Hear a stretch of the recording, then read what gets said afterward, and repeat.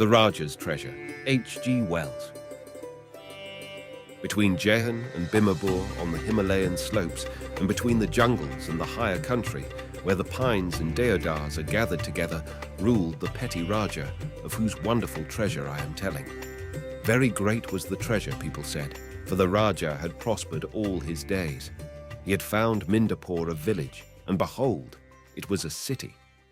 Below his fort of unhewn stone, the flat-roofed huts of mud had multiplied, and now there sprang up houses with upstairs rooms, and the place, which had once boasted no more than one bunya man, engendered a bazaar in the midst of it, as a fat oyster secrets a pearl.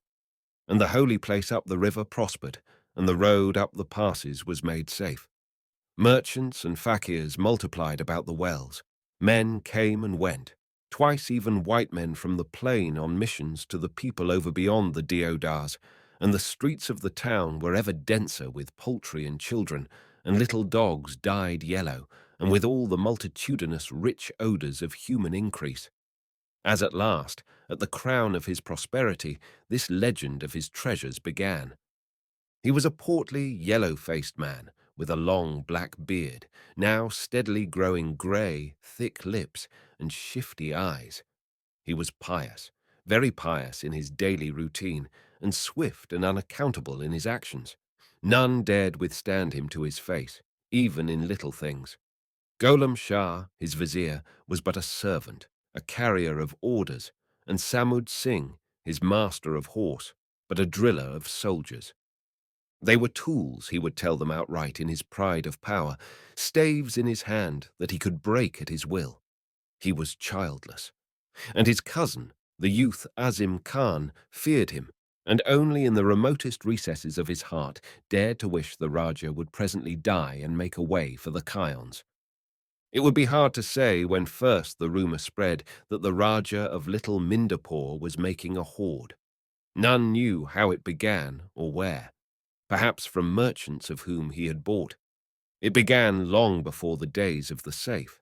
It was said that rubies had been bought and hidden away, and then not only rubies, but ornaments of gold, and then pearls, and diamonds from Golconda, and all manner of precious stones. Even the deputy commissioner at Alipur heard of it. At last the story re-entered the palace at Mindapur itself, and Azim Khan, who was the Rajah's cousin and his heir, and nominally his commander-in-chief, and Gholam Shah, the chief minister, talked it over one with another in a tentative way. "He has something new," said Gholam Shah querulously. "He has something new, and he is keeping it from me." Azira Khan watched him cunningly. "I have told you what I have heard," he said. "For my own part, I know nothing." "He goes to and fro, musing and humming to himself," said Gholam meditatively, as one who thinks of a pleasure. "More rubies, they are saying," said Azim dreamily, and repeated, as if for his own pleasure, "Rubies." For Azim was the heir. "Especially is it since that Englishman came," said Gholam, 3 months ago. "A big old man, not wrinkled as an old man should be, but red, and with red hair streaking his grey, and with a tight skin and a big body sticking out before. So, an elephant of a man, a great quivering mud bank of a man, who laughed mightily so that the people stopped and listened in the street. He came, he laughed, and as he went away, we heard them laugh together." "Well," said Azim, "he was a diamond merchant, perhaps, or a dealer in rubies. Do Englishmen deal in such things?" "Would I had seen him," said Azim. "He took gold away," said Gholam. Both were silent for a space, and the purring noise of the wheel of the upper well and the chatter of voices about it rising and falling made a pleasant sound in the air. "Since the Englishman went," said Gholam, "he has been different. He hides something from me, something in his robe. Rubies. What else can it be?" "He has not buried it," said Azim. "He will. Then he will want to dig it up again and look at it," said Gholam, for he was a man of experience. "I go softly. Sometimes almost I come upon him. Then he starts." "He grows old and nervous," said Azim. and there was a pause. "Before the English came," said Golam, looking at the rings upon his fingers as he recurred to his constant preoccupation, "there were no Rajahs nervous and old. That, I say, was even before the coming of the safe. It came in a packing case. Such a case it was as had never been seen before on all the slopes of the Himalayan mountains. It was an elephant's burden even on the plain. It was days drawing nearer and nearer. At Alipore, crowds went to see it pass upon the railway. Afterwards, elephants and then a great multitude of men dragged it up the hills. And this great case being opened in the hall of audience revealed within itself a monstrous iron box, like no other box that had ever come to the city. It had been made, so the story went, by necromancers in England, expressly to the order of the Rajah, that he might keep his treasure therein and sleep in peace.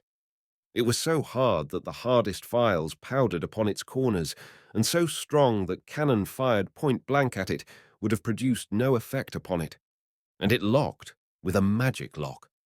There was a word, and none knew the word but the Rajah. With that word, and a little key that hung about his neck, one could open the lock, but without it, none could do so. The Rajah caused this safe to be built into the wall of his palace in a little room beyond the hall of audience.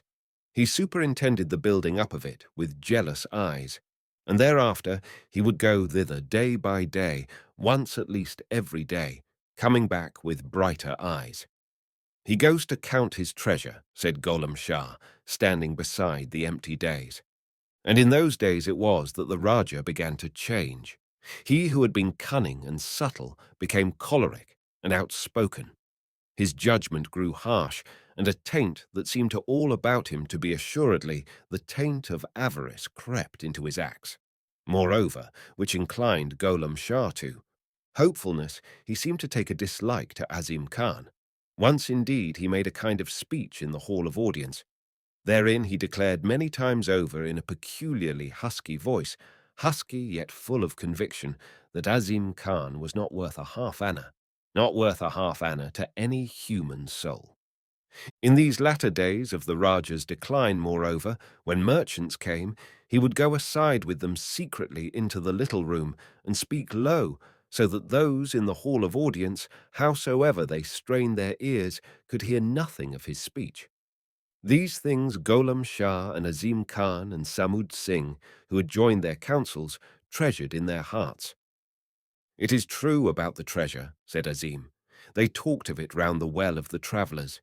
Even the merchants from Tibet had heard the tale, and had come this way with jewels of price, and afterwards they went secretly telling no one." And ever and again, it was said, came a Negro mute from the plains, with secret parcels for the Rajah. Another stone was the rumour that went the round of the city. "The bee makes hoards," said Azim Khan, the Rajah's heir, sitting in the upper chamber of Gholam Shah. "Therefore, we will wait a while." For Azim was more coward than traitor. At last there were men in the Deccan even who could tell you particulars of the rubies and precious stones that the Rajah had gathered together.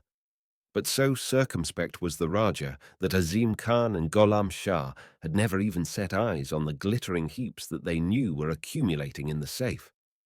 The Rajah always went into the little room alone, and even then he locked the door of the little room, it had a couple of locks, before he went to the safe and used the magic word. How all the ministers and officers and guards listened and looked at one another as the door of the room behind the curtain closed. The Rajah changed indeed in these days, not only in the particulars of his rule, but in his appearance. "He is growing old.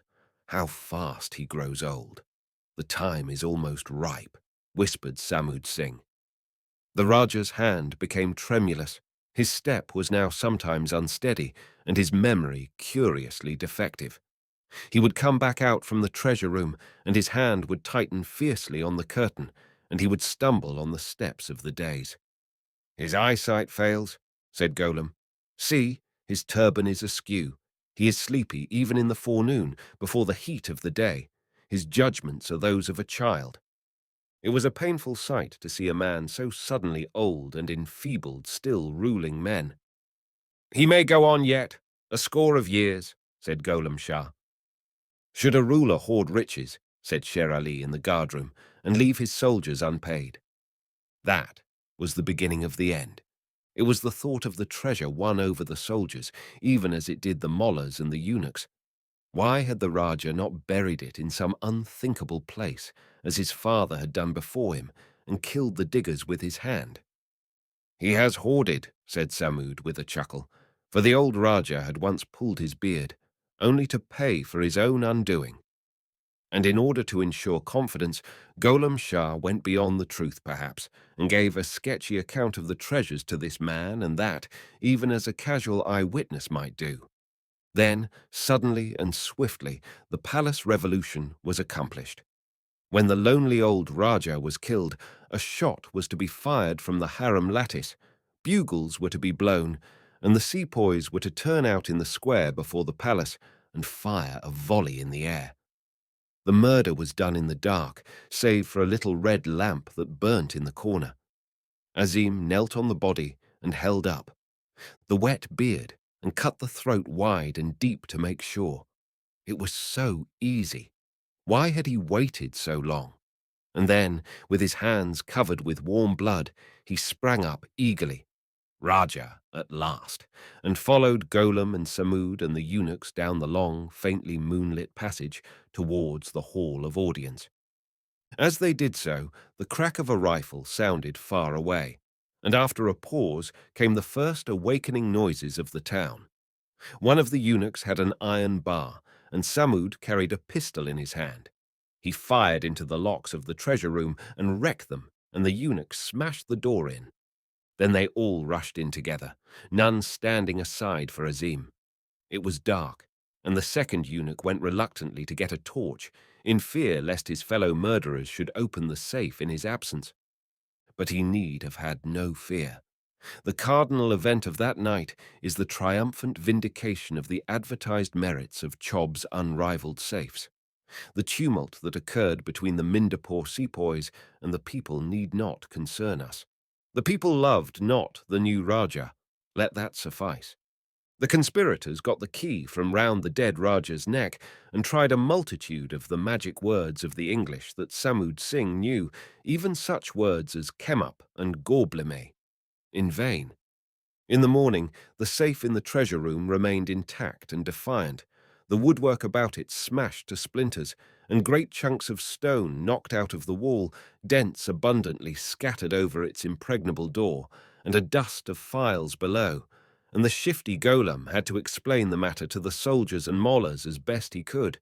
This was an extremely difficult thing to do, because in no kind of business is prompt cash so necessary as in the revolutionary line. The state of affairs for the next few days in Mindapore was exceedingly strained.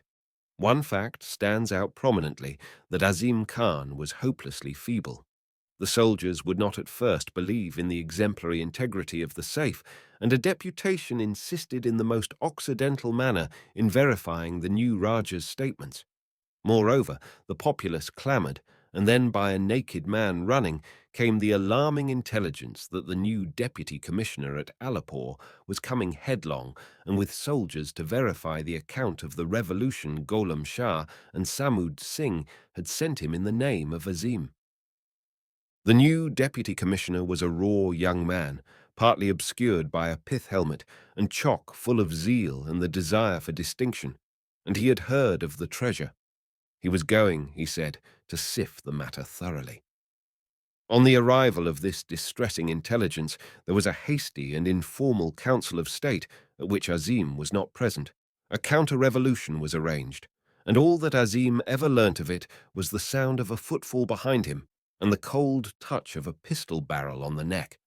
When the commissioner arrived, that dexterous statesman, Gholam Shah, and that honest soldier, Samud Singh, were ready to receive him, and they had 2 corpses, several witnesses, and a neat little story. In addition to Azim, they had shot an unpopular officer of the Mindapore sepoys. They told the commissioner how Azim had plotted against the Rajah and raised a military revolt, and how the people, who loved the old Rajah, even as Gholam Shah and Samud Singh loved him, had quelled the revolt, and how peace was restored again. And Gholam explained how Azim had fought for life even in the Hall of Audience, and how he, Gholam, had been wounded in the struggle, and how Samud had shot Azim with his own hand. And the deputy commissioner, being weak in his dialect, had swallowed it all. All round the deputy commissioner, in the minds of the people, the palace, and the city, hung the true story of the case as it seemed to Gholam Shah, like an avalanche ready to fall. And yet the deputy commissioner did not learn of it for 4 days. And Gholam and Samud went to and fro, whispering and pacifying, promising to get at the treasure as soon as the deputy commissioner could be got out of the way. And as they went to and fro, so also the report went to and fro, that Gholam and Samud had opened the safe and hidden the treasure, and closed and locked it again. And bright eyes watched them curiously and hungrily, even as they had watched the Rajah in the days that were gone. "This city is no longer an abiding place for you and me," said Gholam Shah in a moment of clear insight. "They are mad about this treasure. Golconda would not satisfy them." The deputy commissioner, when he heard their story, did indeed make knowing inquiries, as knowing as the knowingness of the English goes, in order to show himself not too credulous, but he elicited nothing. He had heard tales of treasure, had the commissioner, and of a great box. So had Gholam and Samud, but where it was they could not tell. They too had certainly heard tales of treasure, many tales indeed. Perhaps there was treasure. Had the deputy commissioner had the scientific turn of mind, he would have observed that a strong smell of gunpowder still hung about the audience chamber, more than was explained by the narrative told him. And had he explored the adjacent apartments, he would presently have discovered the small treasure room with its smashed locks and the ceiling now dependent ruins, and amid the ruins the safe bulging perilously from the partly collapsed walls, but still unconquered, and with its treasures unexplored. Also, it is a fact that Gholam Shah's bandaged hand was not the consequence of heroism in combat, but of certain private blasting operations too amateurishly prosecuted. So you have the situation. Deputy Commissioner installed in the palace, sending incorrect information to headquarters and awaiting instructions. The safe as ever. Assistant conspirators grumbling louder and louder. And Gholam and Samud getting more and more desperate, lest this voice should reach the deputy's ears. Then came the night when the commissioner heard a filing and a tapping, and being a brave man, rose and went forthwith, alone and very quietly, across the hall of audience, pistol in hand, in search of the sound. Across the hall, a light came from an open door that had been hidden in the day by a curtain. Stopping silently in the darkness of the outer apartment, he looked into the treasure room, and there stood Gholam, with his arm in a sling, holding a lantern, while Samud fumbled with pieces of wire and some little keys. They were without boots, but otherwise they were dressed ready for a journey. The deputy commissioner was, for a government official, an exceedingly quick-witted man. He slipped back in the darkness again, and within 5 minutes, Gholam and Samud, still fumbling, heard footsteps hurrying across the hall of audience and saw a flicker of light. Out went their lantern, with a groan because of a bandaged arm, but it was too late. In another moment, Lieutenant Earl, in pyjamas and boots, but with a brace of revolvers and a couple of rifles behind him, stood in the doorway of the treasure room, and Gholam and Samud were caught. Samud clicked his pistol and then threw it down, for it was 3-1, Gholam being not only a bandaged man, but fundamentally a man of peace. When the intelligence of this treachery filtered from the palace into the town, there was an outbreak of popular feeling, and a dozen officious persons set out to tell the deputy commissioner the true connection between Gholam, Samud, and the death of the Rajah. The first to penetrate to the deputy commissioner's presence was an angry fakir from the colony that dwelt about the holy place, and after a patient hearing the deputy commissioner extracted the thread of the narrative from the fabric of curses in which the holy man presented it. "This is most singular," said the deputy commissioner to the lieutenant, standing in the treasure room, which looked as though the palace had been bombarded, and regarding the battered but still inviolable safe. Here we seem to have the key of the whole position." "Key," said the lieutenant. "It's the key they haven't got." "Curious mingling of the new and the old," said the deputy commissioner. "Patent safe, and a hoard." "Send to Alipore and wire Chobs, I suppose," said the lieutenant. The deputy commissioner signified that was his intention, and they set guards before and behind and all about the treasure room until the proper instructions about the lock should come. So it was that the Pax Britannica solemnly took possession of the Rajah's hoard, and men in Simla heard the news and envied that deputy commissioner his adventure with all their hearts. For his promptitude and decision was a matter of praise, and they said that Mindapore would certainly be annexed and added to the district over which he ruled. Only a fat old man named MacTurk, living in Alipore, a big man with a noisy, quivering laugh and a secret trade with certain native potentates, did not hear the news, accepting only the news of the murder of the Rajah and the departure of the deputy commissioner for several days. He heard nothing of the disposition of the treasure, an unfortunate thing, since, among other things, he had sold the Rajah his safe, and may even have known the word by which the lock was opened. The deputy commissioner had theatrical tastes. These he gratified under the excuse that display was above all things necessary in dealing with Orientals. He imprisoned his 4 malefactors theatrically, and when the instructions came from Chobs, he had the safe lugged into the hall of audience in order to open it with more effect. The commissioner sat on the dais, while the engineer worked at the safe on the crimson steps. In the central space was stretched a large white cloth. It reminded the deputy commissioner of a picture he had seen of Alexander at Damascus receiving the treasures of Darius. "It is gold," said one bystander to another. "There was a sound of chinking as they brought the safe in. My brother was among those who hauled." The engineer clicked the lock. Every eye in the hall of audience grew brighter and keener, excepting the eyes of the deputy commissioner. He felt the dignity of his responsibilities and sat upon the dais looking as much like the Pax Britannica as possible. "Holy smoke!" said the engineer, and slammed the safe again. A murmur of exclamations ran round the hall. Everyone was asking everyone else what they had seen. "An asp," said someone. The deputy commissioner lost his imperturbability. "What is it?" he said, springing to his feet. The engineer leant across the safe and whispered 2 words, something indistinct and with a blasphemous adjective in front. "What?" said the deputy commissioner sharply. "Glass," said the engineer in a bitter whisper. "Broken bottles, undreads." "Let me see," said the deputy commissioner, losing all his dignity. "Scotch, if I'm not mistaken," said the engineer, sniffing curiously. "Curse it," said the deputy commissioner, and looked up to meet a multitude of ironical eyes. The assembly is dismissed," said the deputy commissioner. "What a fool he must have looked," wheezed MacTurk, who did not like the deputy commissioner. "What a fool he must have looked." "Simple enough," said MacTurk, "when you know how it came about." "But how did it come about?" asked the station master. "Secret drinking," said MacTurk. "Bourbon whiskey. I taught him how to take it myself.